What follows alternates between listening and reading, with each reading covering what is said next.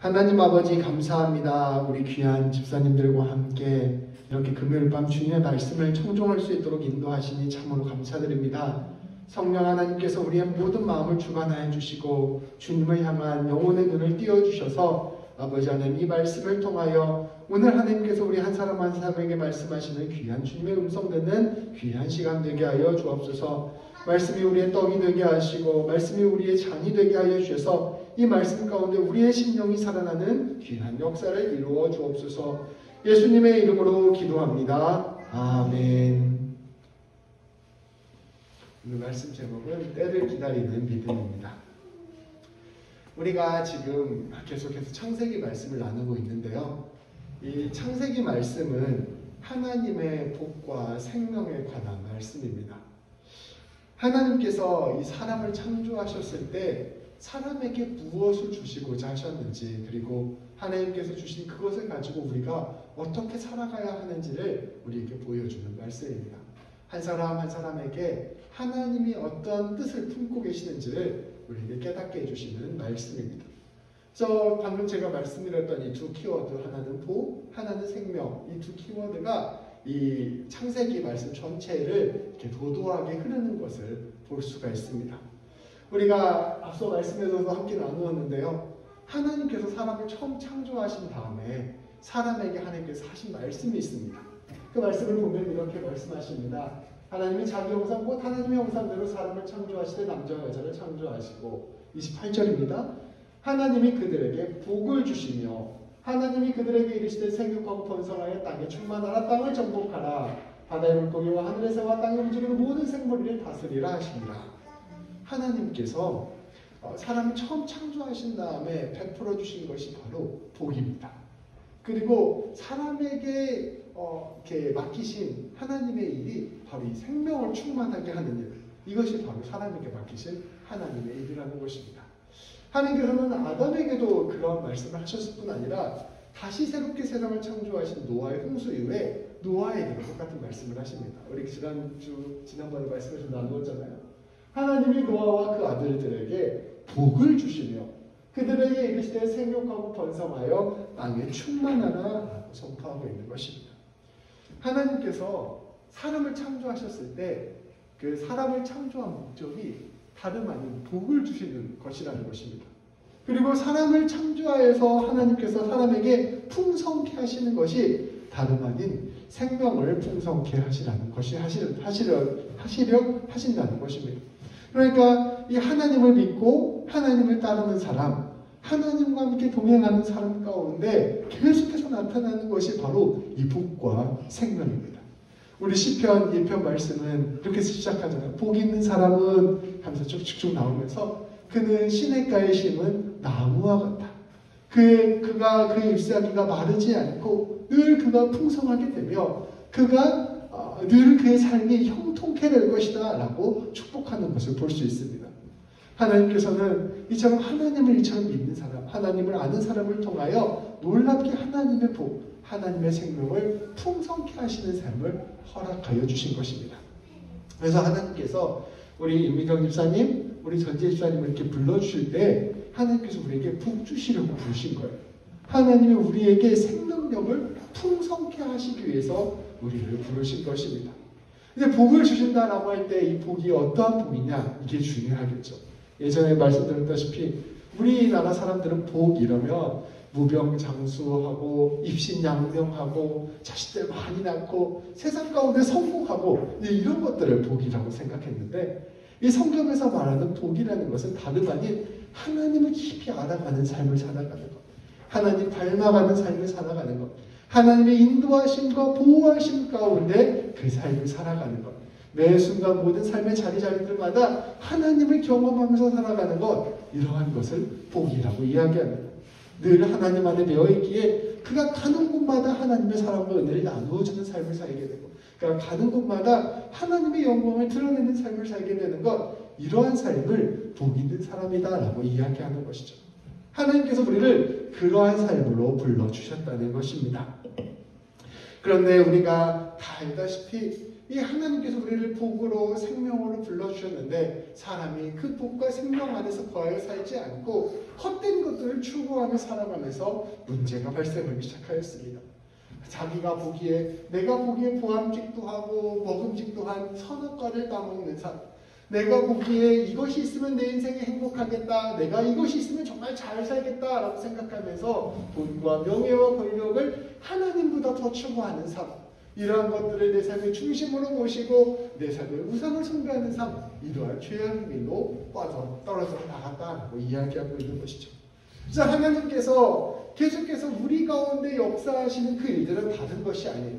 그 헛된 것들을 바라보고 있는 그런 사람들에게 툭툭 치시면서 야, 그게 네 인생의 전부가 아니야.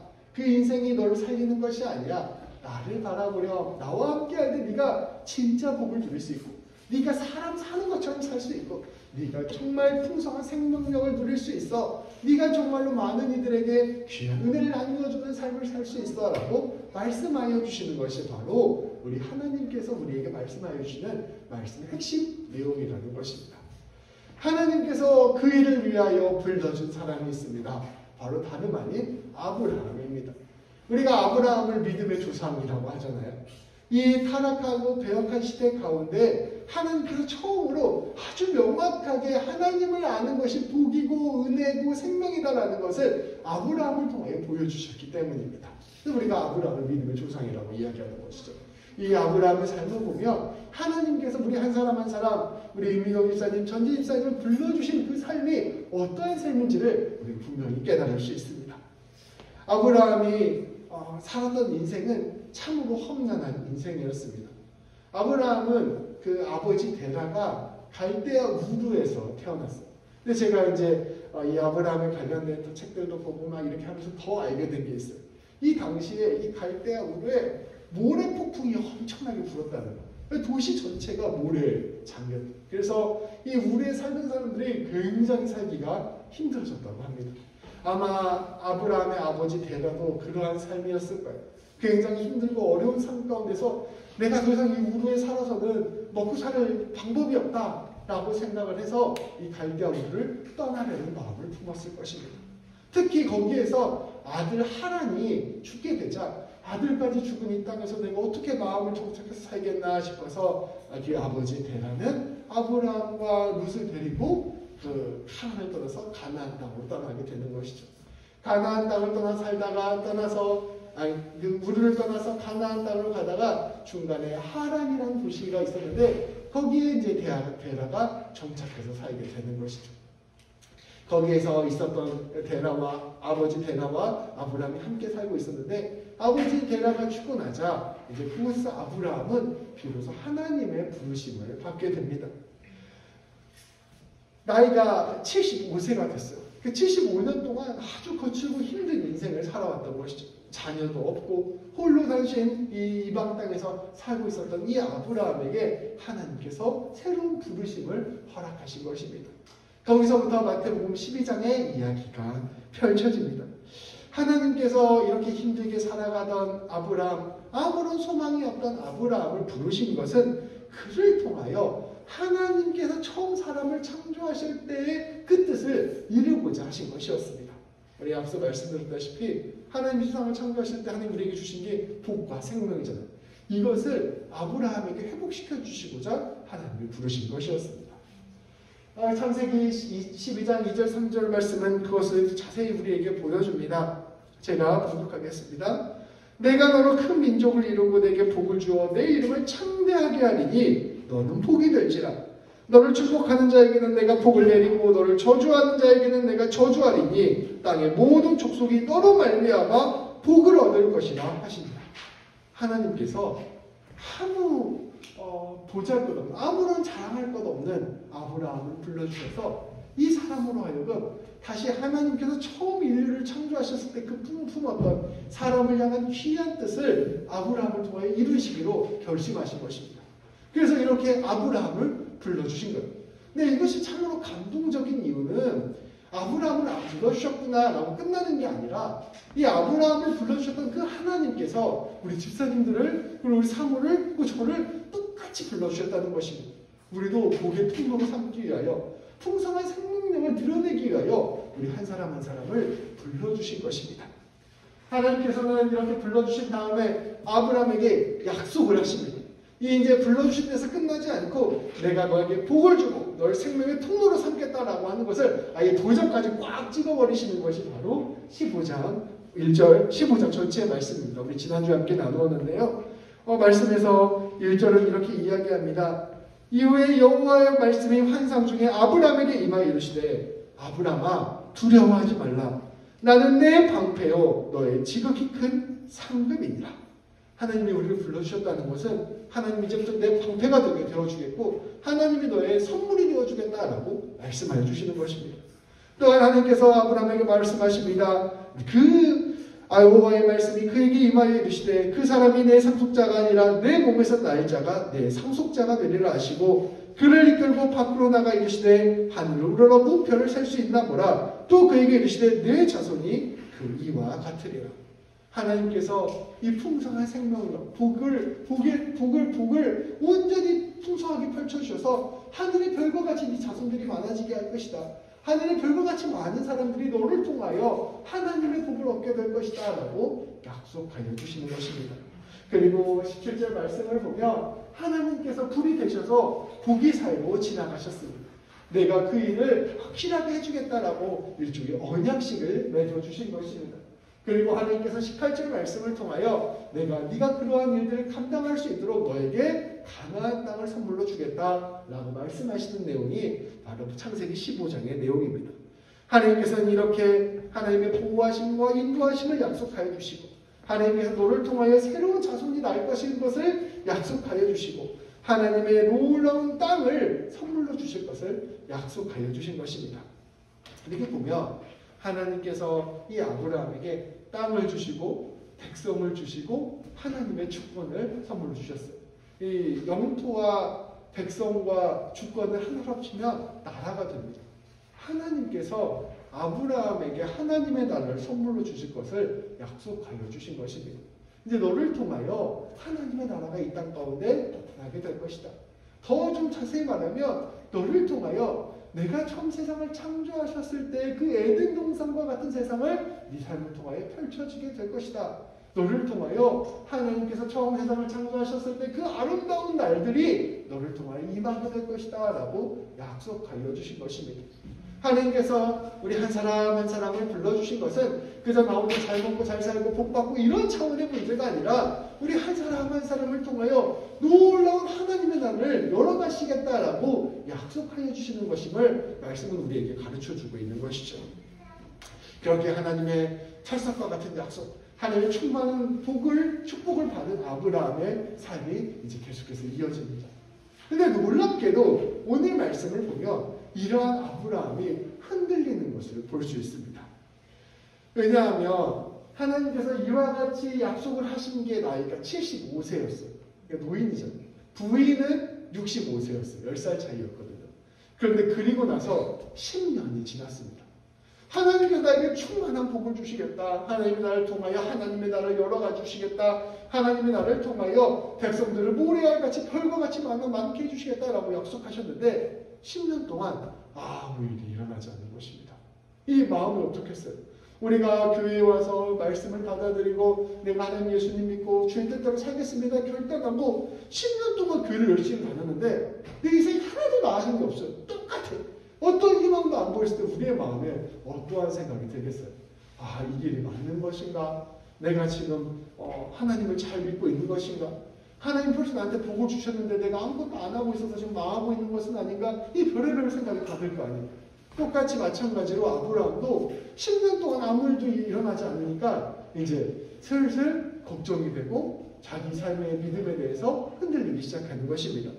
그때 이 사례가 옆에서 이야기합니다. 내 나이가 이제 75세인데 어떻게 애를 낳을 수 있겠습니까?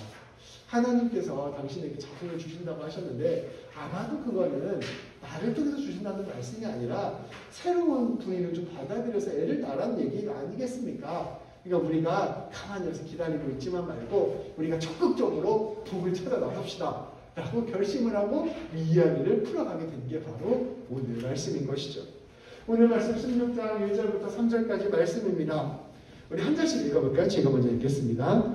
아브라함의 아내 사레는 출산하지 못하였고 그에게 한 여종이 있으니 애굽 사람이요 이름은 하갈이라. 사레가 아브라함에게 이르되 여호와께서 내 출산을 허락하지 아니하셨으니 원하건대 내 여종에게 들어가라. 내가 복으로 말미암아 자녀를 얻을까 하노라 하매 아브라함이 사레의 말을 들으니라. 아브라함의 아내 사레가 그 여종 애굽 사람 하갈을 데려다가 그 남편 아브라함에게 첩으로 준 때는 아브라함이 가나안 땅에 거주한 지 10년 후였더라. 그들은 몇 가지 문제점이 있었어요. 첫 번째로는 하나님이 10년 동안 아무런 응답을 안 하셨는데 이쯤 되면 하나님이 우리 보고 애를 낳으라고 하는구나라고 단정해버린 거예요. 하나님을 끝까지 신뢰하고 하나님의 뜻을 구하는 것이 아니라 자기 뜻대로 자기 생각대로 하나님의 일들을 해버린 것입니다. 그러한 일들 할 때 마지막에 한 번이라도 하나님께 물어봤어요. 하나님 지금 제 아내 사례가 저에게 첩을 준다고 하는데 이게 제가 가는 길이 맞습니까? 틀립니까? 라고 물어보기라도 했어요.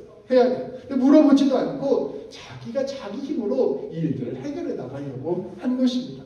사실 이 죄악이라는 것이 다른 것이 아니라 내 삶의 주권을 하나님께 올려드리는 것이 아니라 내가 내 힘으로 다 해결하겠다고 생각할 때 죄악이 발생하게 되는 것입니다.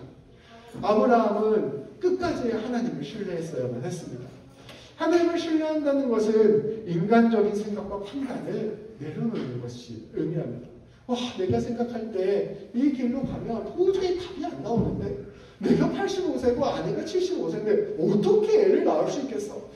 이거 어차피 안 되는 길이니까 우리가 내가 생각하는 길을 한번 찾아가 보자. 이렇게 생각하는 것이 아니라 끝까지 하나님을 믿고 신뢰하는 것, 하나님이 말씀하시는 걸 붙들고 걸어가는 것, 이것이 바로 우리에게 중요한 믿음이라는 것이죠.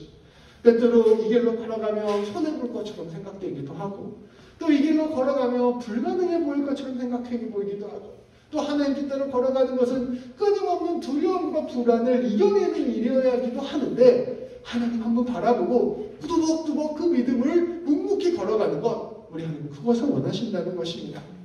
우리가 하나님의 부르심을 받았다면, 우리가 이방인이 아니라 하나님이 나를 자녀로 부르심을 받았다면 내 인생이 하나님의 것이라는 것을 꼭 기억하고 살아가야 합니다. 하나님이 내 인생 붙들고 계시고 하나님이 내 인생 책임져 주시고 모든 것들을 통하여 가장 선한 것을 주실 것이라는 것을 믿음으로 걸어가야 합니다. 때때로 그게 인간적인 눈으로 봤을 때는 정말 망하는 길처럼 보이고 인간적인 눈으로 봤을 때 아무 일도 안 일어나는 것처럼 보인다 하더라도 그럼에도 불구하고 지금도 일하시는 하나님을 붙들고 나아가는 것, 그것이 바로 하나님이 우리에게 원하시는 믿음이라는 것입니다. 문제는 과정과 디테일에 있습니다. 또 정말 중요한 것은 과정과 디테일. 하나님이 나에게 자녀를 별과 같이 많이 해주실 것이다 라는 약속을 하셨을 때 그 약속 안에는 당연히 그 자녀를 낳는 방법도 그 자녀를 통하여 믿음의 유산을 이어가는 방법도 하나님이 원하시는 대로 했어야만 했습니다. 그런데 이 과정과 디테일을 다 생각하고 하나님이 나에게 자녀를 많이 주시겠지라고 생각을 하면서 자기 힘으로 자녀를 낳으려고 하면 결과는 비슷한 것처럼 보이지만 그 과정과 그 디테일에서 하나님의 뜻이 아니었기 때문에 문제가 생겨버리는 것입니다.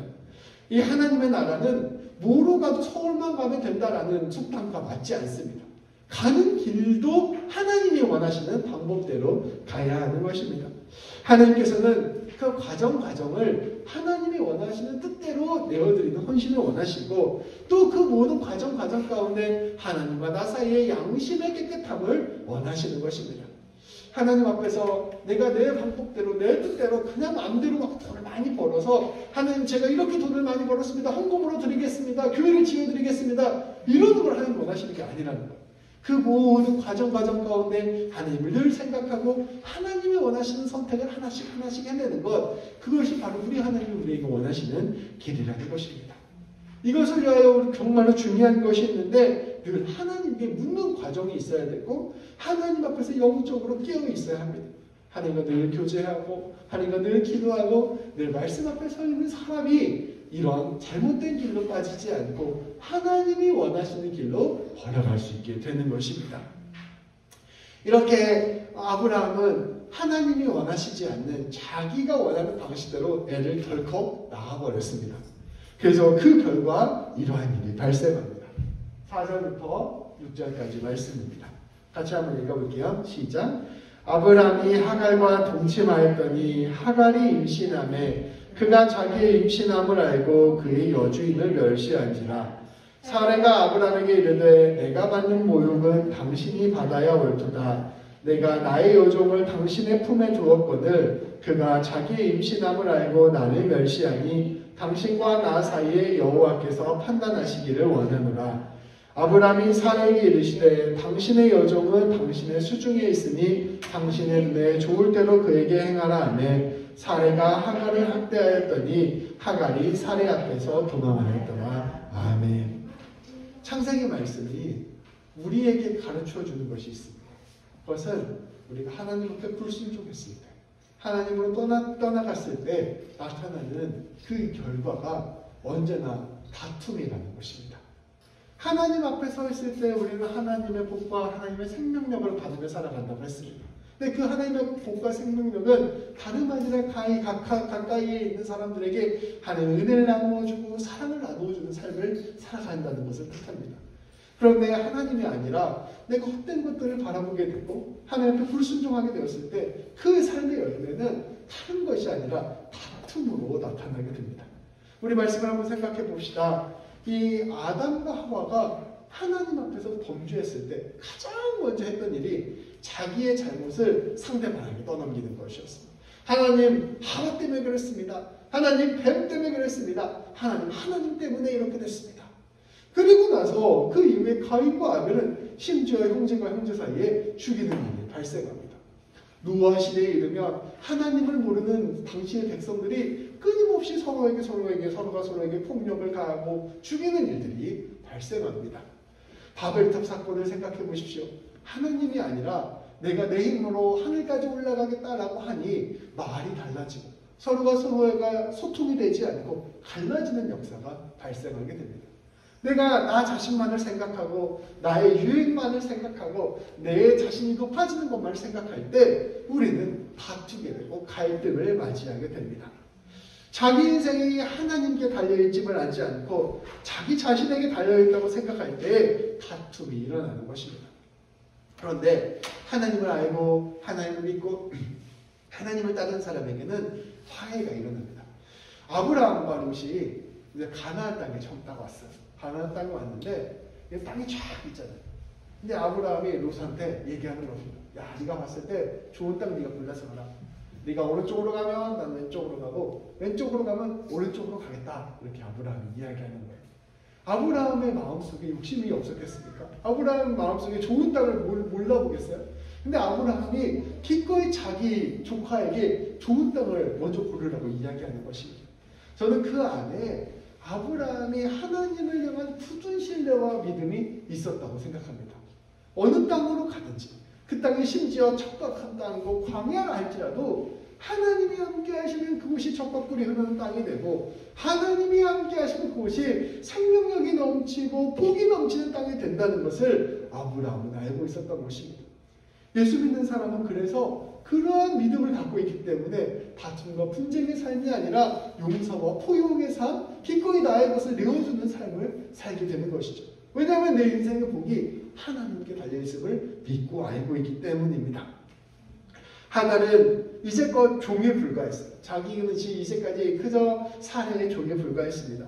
그런데 여기 말씀을 보면 이제 사례가 아들을 낳고 나자 입장이 바뀌었다고 생각합니다. 옛날에 조선시대 때도 후궁이 그 왕자를 낳으면 그때부터 이제 갑자기 이제 콧대가 높아지고 막 왕비 무시하고 막 이런 일이 생기잖아요.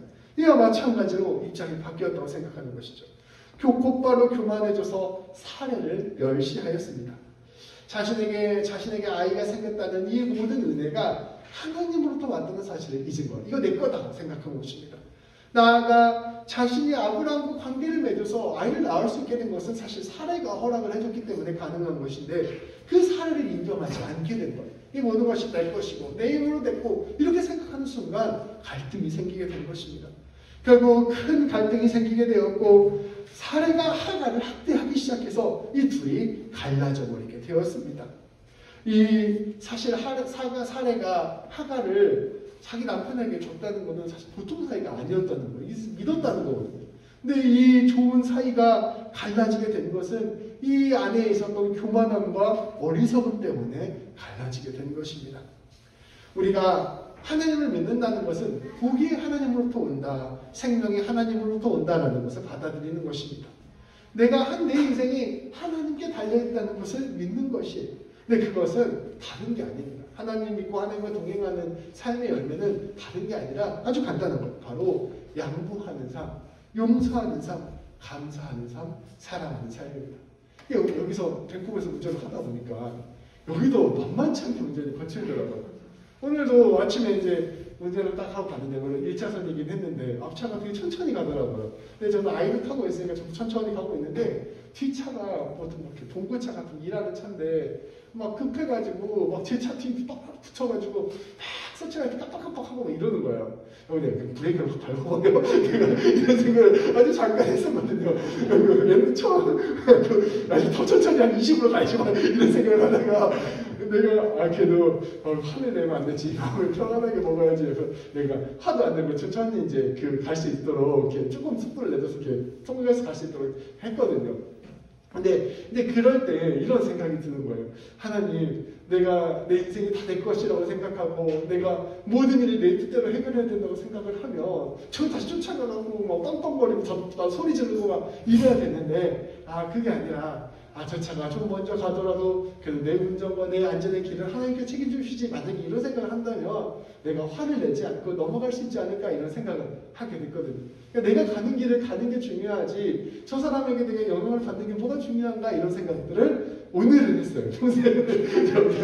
오늘은 했거든요. 근데 그와 마찬가지로 우리 인생길이 하나님께 달려있음을 알고 나에게 모든 것들을 하나님께서 주신다는 것을 알고, 하나님께서 내 인생 가운데 열매를 맺어주시고 하나님께서 내 인생을 책임져 주신다는 것을 알면 우리가 조금 더 여유롭게 살 수 있게 되는 것이죠. 그러니까 다른 사람의 것을 지금 당장 빼앗지 않더라도, 내가 조금 오늘 손해보는 것 같다 할지라도 결국 하나님께서 가장 좋은 것으로 채워주신다는 것을 믿기 때문에 우리가 그 가운데서 하나님이 원하시는 삶을 살 수 있게 된다는 것입니다. 이러한 하나님의 놀라운 역사하심, 하나님을 향한 믿음이 바로 이어지는 말씀을 통해 나타납니다. 바로 이 하갈에게 하나님께서 귀한 가르침을 주시는 장면이 다음 말씀입니다. 결국 이 하갈은 사라랑 싸우다가 쫓겨나게 돼요. 그래가지고 광야로 이제 밀려나가게 됩니다. 지금이야 뭐 이렇게 쫓겨나도 그래 내가 돈 벌어서 살면 되지, 이런 생각을 할 수 있지만, 당시에는 남자가 거의 일하는 사회였고 여자가 남자의 보호 아래 살고 있는 사회라서 사실상 집에서 쫓겨나는 건 목숨을 거는 일이기도 했습니다. 특히 아이까지 있으니까 굉장히 위태로운 상황에 처해지게 된 것입니다. 한마디로 죽을 일기에 처해져 있는 것이죠. 그때 하나님께서 이 하갈에게 다가갑니다. 우리 9절부터 14절까지 말씀을 교독하여 읽겠습니다. 여호와의 사자가 그에게 이르되 내 여주인에게로 돌아가서 그 수하에 복종하라. 여호와의 사자가 또 그에게 이르되 내가 내 실을 크게 번성하여 그 수가 많아 셀 수 없게 하리라. 여호와의 사자가 또 그에게 이르되 네가 임신하였은즉 아들을 낳으리니 그 이름을 이스마엘이라 하라. 이는 여호와께서 내 고통을 들으셨음이니라. 그가 사람 중에 빌라를 갈쳐 이르니 그의 손이 모든 사람을 치겠고 모든 사람의 손이 그를 칠치며 그가 모든 형제와 재앙에서 살리라 합니다.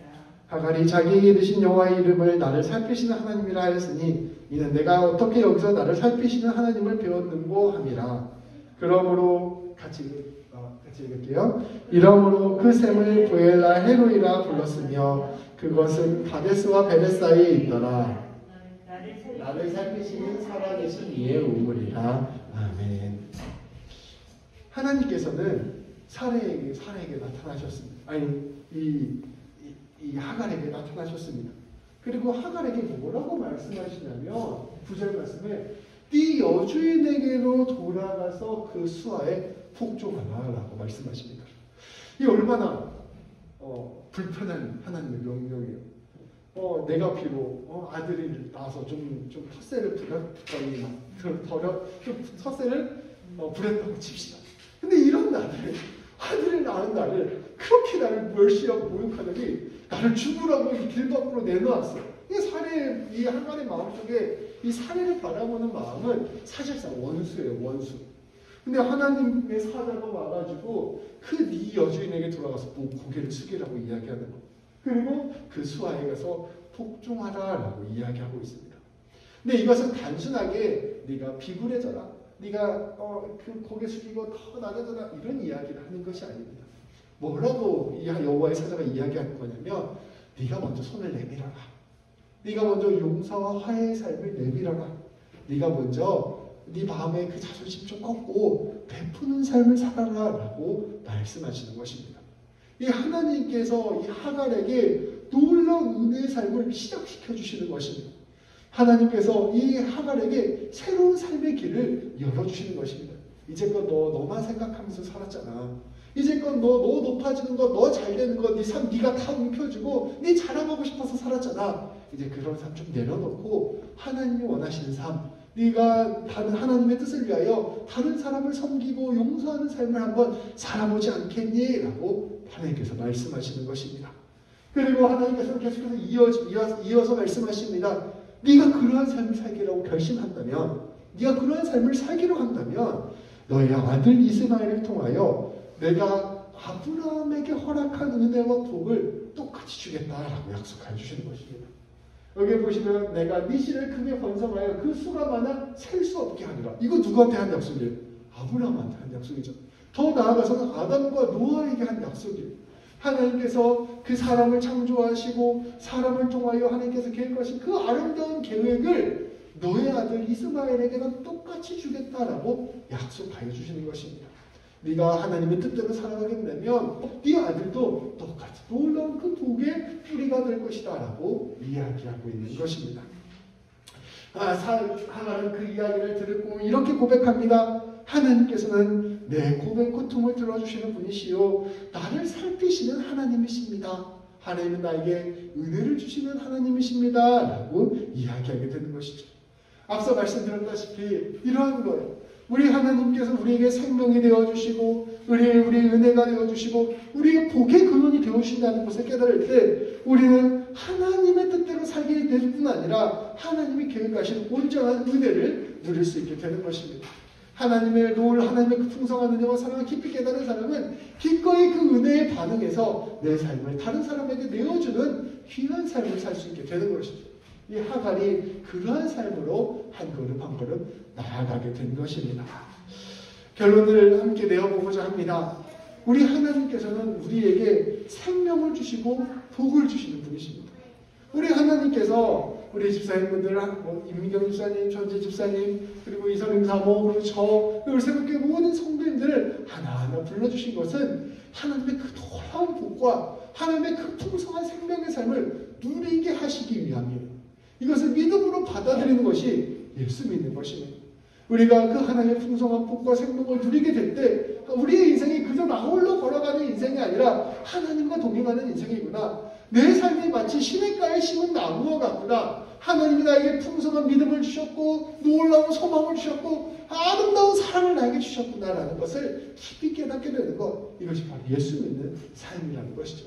그런 하나님 나라 백성으로서의 삶으로 우리 한 사람 한 사람을 초대하는 것입니다. 우리는 그 하나님의 부르심 앞에서 때를 참고 기다리는 인내가 필요합니다.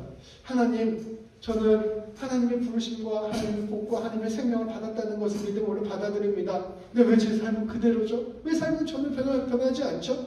하나님은 저에게 형통함을 주신다고 하셨는데 왜 내 삶은 여전히 똑같은 모습입니까? 라는 생각이 들 수도 있습니다. 근데 우리가 믿음으로 그 놀라운 하나님의 말씀을 받아들였다면 그 하나님께서 지금 내 삶 가운데 일하시고 계시고 반드시 열매를 맺으신다는 것을 믿음으로 기억하고 우리는 하나님의 때를 기다리면서 담대하게 하루하루를 살아가야 한다는 것입니다. 그래서 하나님을 내 삶의 중심으로 모시고 그 모든 과정 가운데 내 삶의 모든 길들을 하나님이 원하시는 방향으로 맞추어 가야 합니다. 예전에는 하나님을 모르고 살았기 때문에 내가 내 마음대로 살아가도 돼요. 어떻게 해서든지 내가 돈을 많이 버는 방식으로, 어떻게 해서든지 내가 높아지는 방식으로 살아가는 것입니다. 근데 하나님을 아는 사람은 내 인생이 하나님께 달려있음을 이제 믿기 때문에 내 삶의 방식도 하나님이 원하시는 방식으로 하나씩 하나씩 걸어가는 것입니다. 양심과 말씀에 비추어 보았을 때 하나님의 방법이 아니면 가지 않고 하나님의 뜻으로 용기를 내어 걸어가는 것, 그것이 바로 예수 믿는 사람의 삶의 태도입니다. 그래서 이 길로 걸어갈 때 하나님께서 나에게 진짜 복의 길을 허락하여 주신다는 것을 믿음으로 결단하며 나아가는 것입니다. 이것을 위하여 우리는 늘 깨어서 기도해야 되고 늘 하나님께 집중하는 삶을 살아야 합니다. 그렇게 우리가 주님을 살아갈 때 그럼에도 불구하고 때때로 우리가 갈등 가운데 던져지기도 하고 분열 가운데 있게 되기도 합니다. 그런데 그때에도 우리는 하나님을 신뢰하고 우리 인생의 주관자가 하나님이심을 기억하면서 그들을 용서하고 때로는 나의 것을 양보하고 인내와 헌신을 통하여 사랑의 삶을 살아가야 합니다. 이게 하나님이 있다는 것을 믿지 않으면 아주 바보 같은 짓이에요. 하나님이 나에게 없다고 치면 우리는 움켜쥐는 삶이 최고의 삶입니다. 하나님이 없다고 생각하면 짓밟는 삶이 가장 위대한 삶이에요. 근데 우리가 하나님이 있다고 생각하면 기꺼이 세상 사람들이 보기에 바보 같은 길, 어리석은 길, 사람들이 보실 때 왜 저렇게 손해보며 살아가는 길을 용기 있게 걸어갈 수 있게 되는 것입니다. 그 마음 가운데 하나님께서 나에게 이런 마음을 주셨고 하나님께서 나에게 이런 양심의 울림을 주셨다면 기꺼이 나의 것을 내놓는 삶을 사는 것, 이것이 바로 예수님 믿는 사람, 하나님 믿는 사람의 태도라는 것이죠. 그렇게 우리가 하나님이 원하시는 길로 걸어갈 때 하나님께서는 감히 상상할 수 없는 놀라운 일들을 우리 가운데 보여주십니다. 하나님께서 우리를 통하여 행하실 일은 우리가 생각하고 상상하기에 너무나도 가능이 안 되기에 우리가 받아들일 수 없는 거예요. 그런데 우리가 그렇게 하나님의 길을 걸어가기를 결단했을 때 하나님께서는 그 우리의 결단과 헌신 그리고 우리 하나님께 마음을 드러내는 것을 너무나 귀하게 여겨주시며 그것을 씨앗 삼아서 30배, 60배, 100배의 결실을 맺게 하실 것입니다. 그래서 우리 하나님의 복되심, 우리 하나님의 생명되심을 다시금 기억하고 내가 주님 따라가야겠지 다시금 결단하고 한 걸음 한 걸음 내딛는 그리하여 우리 성도님들의 삶뿐 아니라 우리 성도님들의 가족과 우리 성도님들의 교회와 우리 교회와 또 나아가 이 세상이 우리 성도님들을 통하여 풍성한 하나님의 복을 누리게 되는 귀한 역사가 임하기를 주님의 이름으로 축복합니다. 기도하시겠습니다. 하나님 아버지 감사합니다. 우리 하나님을 믿는다는 것이 얼마나 놀라운 일인지 얼마나 감격적인 일인지를 우리가 말씀으로 돌아볼 수 있도록 인도하여 주시니 참으로 감사드립니다. 하나님께서 우리를 참으로 놀라운 주님의 복으로 참으로 놀라운 주님의 생명으로 불러주셨습니다. 하나님 우리가 이것을 믿음으로 받아들이게 하시고 용기를 내어 한 걸음 한 걸음 주님이 원하시는 삶 살아갈 수 있도록 인도하여 주옵소서. 때로는 그것이 우리에게 손해가 되는 일이 될 수도 있고 때로는 그것이 우리에게 두려움과 불안을 가져다주는 일이 될 수도 있고 때로는 그 일이 아버지 내 세상 사람들의 눈에 보기엔 어리석어 보이는 길이 될 수도 있지만 하나님 내가 하나님을 먼저 생각하고 하나님 먼저 붙들고 나아감으로 선택하는 귀한 선택들을 우리가 할 수 있도록 인도하여 주옵소서. 그리하여 참으로 하나님께서 계획하신 놀라운 하나님의 은혜, 하나님의 사랑을 우리의 삶 가운데 뿌리 깊게 경험하는 우리 모두가 되게 하여 주옵소서.